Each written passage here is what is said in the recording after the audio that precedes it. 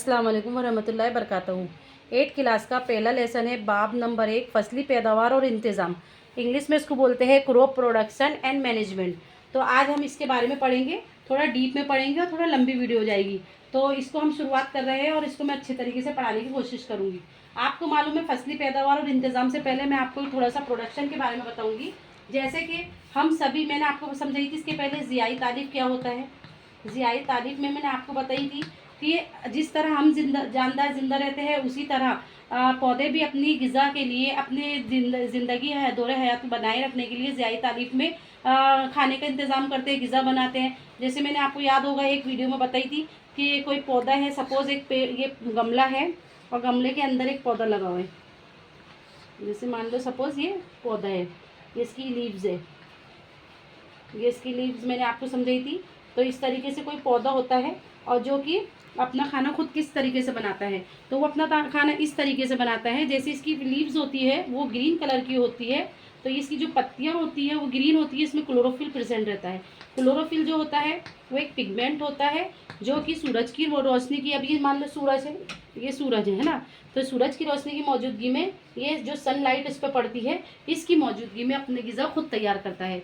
तो फसली पैदावार और इंतज़ाम में मैं ये समझाना चाह रही थी कि सभी जानदार और पौधे, ये दोनों ही अपने आगे दौरे हयात को बनाए रखने के लिए, अपनी ज़िंदगी को बनाए रखने के लिए अपने लिए ग़िज़ा का इंतज़ाम करते हैं, मतलब ग़िज़ा तैयार करते हैं। अब इन्हें ग़िज़ा देगा कौन, तो इसके ऊपर हम चर्चा करेंगे या बताएंगे कि फसली पैदावार और इंतज़ाम किसे कहते हैं।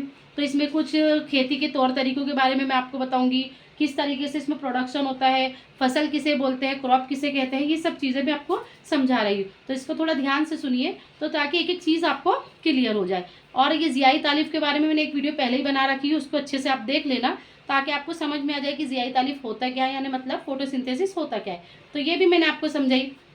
हम पढ़ेंगे पहला टॉपिक ज़राती तौर तरीके, मतलब जब एक ही किस्म के पौधे, अब क्रॉप किसे कहते हैं, जैसे कि फसल, फसल किसे कहते हैं, है ना। तो एक ही किस्म के पौधे, एक ही किस्म के पौधे, एक ही किस्म के पौधे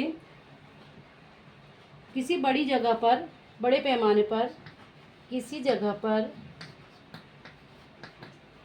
बड़े पैमाने पर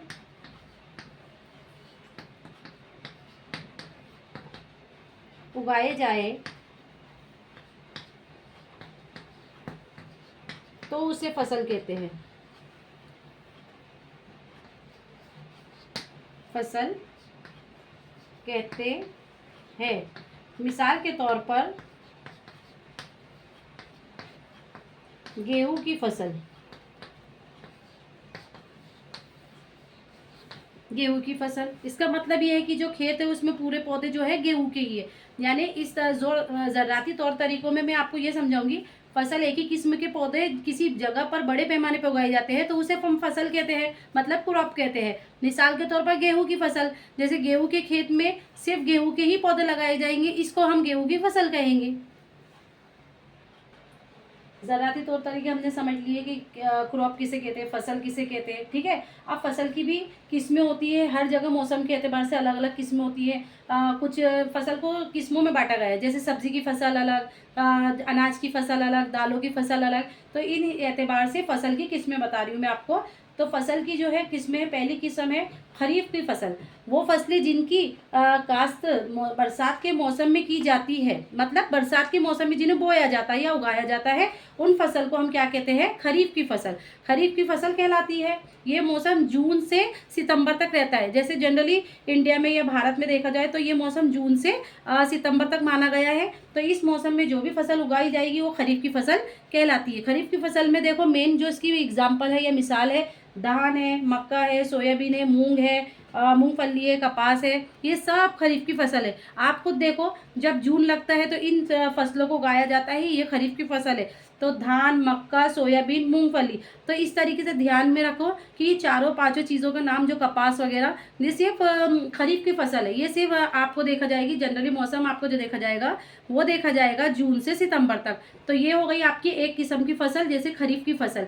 बच्चे ज़्यादातर कंफ्यूज होते हैं खरीफ की फसल किसे कहते हो, तो इस तरीके से भी याद कर सकते हैं इसको कि जो जून से लेकर सितंबर तक बोई जाती है उसको हम खरीफ की फसल कहते हैं। मतलब जून मध्य एग्जाम्पल के तौर पर जैसे गर्मी, जून में क्या रहती है, थोड़ी गर्मी होती है, पसीना होता है, खार आता है, तो इस तरीके से उसको याद कर सकते हैं कि खार मतलब खरीफ की फसल। तो खरीफ की फसल जून से सितंबर तक रहती है।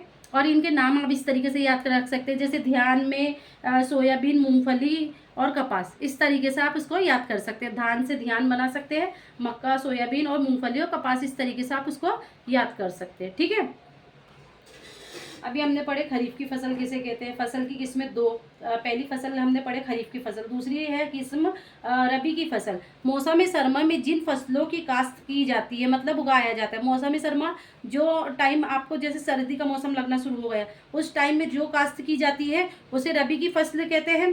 जैसे गेहूँ, चना, मटर, सरसों और अलसी, ये रबी की फसल है। मतलब सर्दी के मौसम में जिन फसलों को बोया जाता है वो रबी की फसलें कहलाती है, और जिन फसलों को गर्मी में बोया जाता है वो खरीफ की फसलें कहलाती है।